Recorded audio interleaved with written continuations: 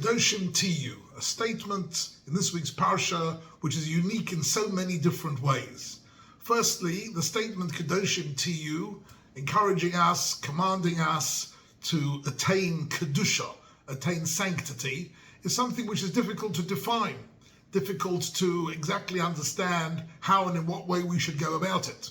So it is really an ideal rather than a practical application which we're going to be able to deal with in purely halachic terms.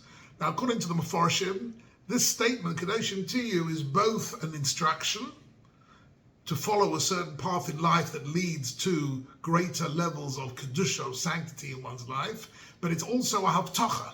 It's also a promise that indeed this is attainable. Because for most human beings, they might think that Kedusha is not something which is attainable by me at all. The Torah is saying, no, follow these instructions, keep away from all the prohibited tumah and arayas and averas that the Torah describes, and you will indeed arrive at Kedoshim to you. So this is, in a sense, has got a tremendously positive and optimistic understanding of human nature. The Sforno very beautifully draws a line of continuation from the very beginning of the creation of the human being in Bereshit chapter 1.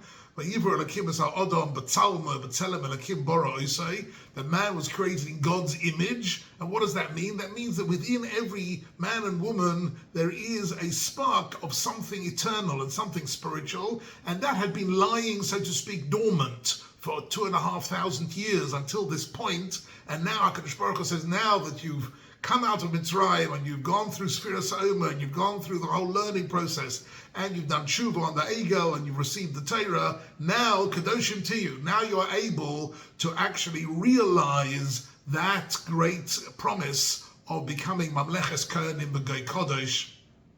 That's how the Sforno understands it.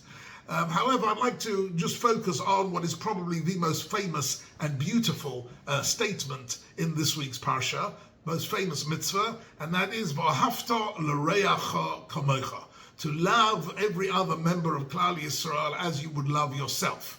And there are lots of very interesting questions about this. First of all, is this at all a realizable and attainable goal to have in mind? Can we manage to love even a small group of people? Can we love even our neighbors and the people down the road who annoy us? How are we supposed to love every member of Klal Yisrael? It seems to be a little bit something out of the reach of any human being at all. Secondly, a problem with that is the idea of commanding a human being to love. Love is not something completely volitional. You can't command someone to love. How are we supposed to respond to a mitzvah of V'ahavta?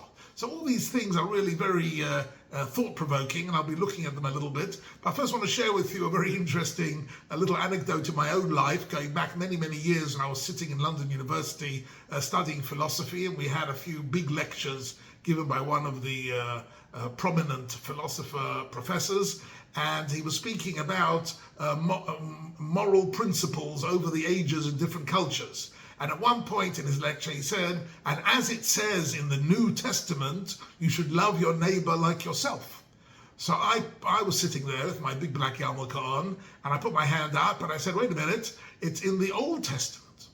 So he said, no, don't be silly, it's not the Old Testament. The Old Testament is all full of laws, and the Old Testament is vengeance and laws. It's the New Testament that it's about love. I said, I'm very sorry, but it's in Leviticus chapter 19. You must look it up. It's true it appears in the New Testament, but the New Testament is simply quoting the Old Testament, because whoever was speaking in the New Testament knew the Old Testament very well. Anyhow, this is just a small anecdote of mine in my own life, and it shows up a certain bias and a prejudice that exists in the Christian world, refusing to accept that the Torah and Jewish life has at its core an essence of love. I'll call upon it. Moving on, one of the interesting points here is, how does one in practice go about doing this mitzvah?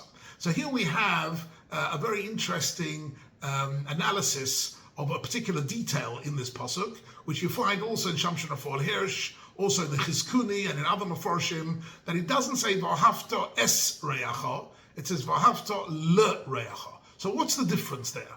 And here's, I'd like to suggest to you that difference expresses itself in the writings of the Rambam. The Rambam, who was, of course, the master philosopher, but also the master halachist. So the Rambam is interested to take this principle, which is so massive, and to translate it into practical terms. So this appears in the Rambam in Hilchos Avelos, chapter 14, where he says, look, there are lots of mitzvahs midrabanan.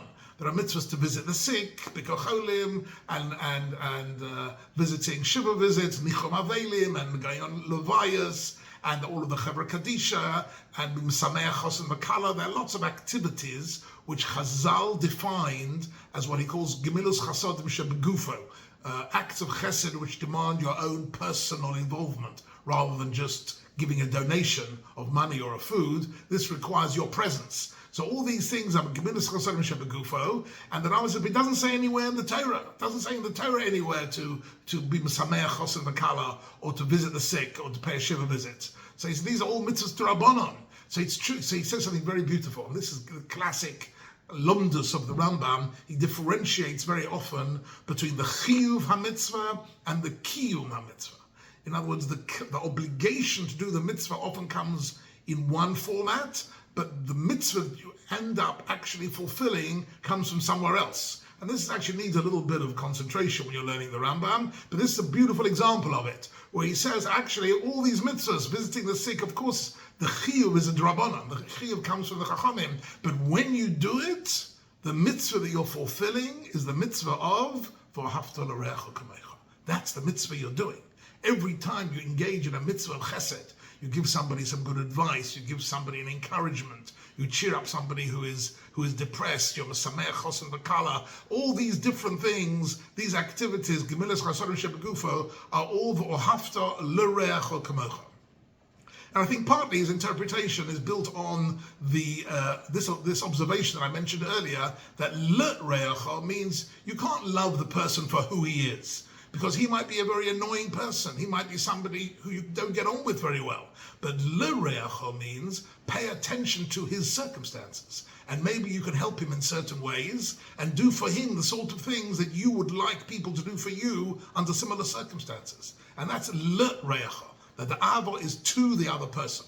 Now you might think, so what's the Rambam doing? He's substituting practical acts of kindness for a mitzvah which is about love. But I don't think that's the right pshat.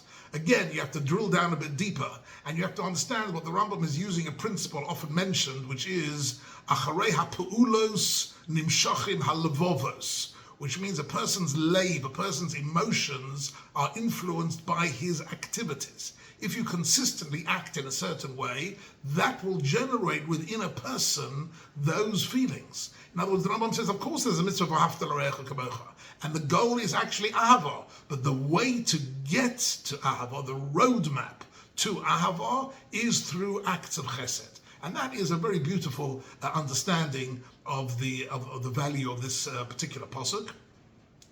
And it's incredibly essential value and meaning for Klal Yisrael in every generation. Sadly, also maybe particularly in our generation, where there are so many different groups at odds with each other, and Klal Yisrael is fragmented in so many different ways, the mitzvah of Haftar Re'echa Kamocha is particularly urgent and particularly appropriate. And especially as this week we are celebrating Yom Ha'atzmaut, the 76th anniversary of the creation of Medinas Yisrael, the Jewish sovereignty over the land of Israel, which is the greatest gift that HaKadosh Baruch Hu has given the Jewish people in our lifetime.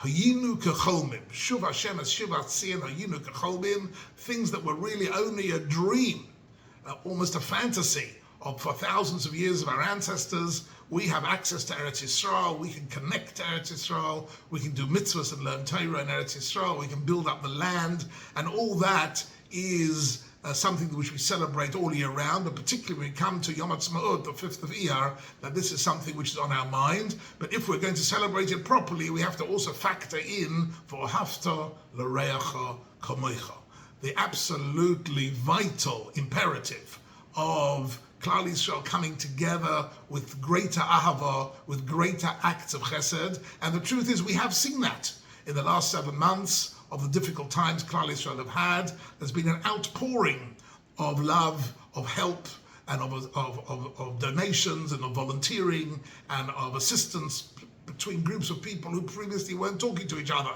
So this is certainly a progress in the sense of V'ahavta l'recha kamecha, and this brings to mind, I'll just end with a beautiful, beautiful line by the founder of Hasidus, the Baal Shem Tov, who said about himself, he said, I came into this world to teach three things. One of them is Ahavas Hashem, a love for HaKadosh Baruch Hu.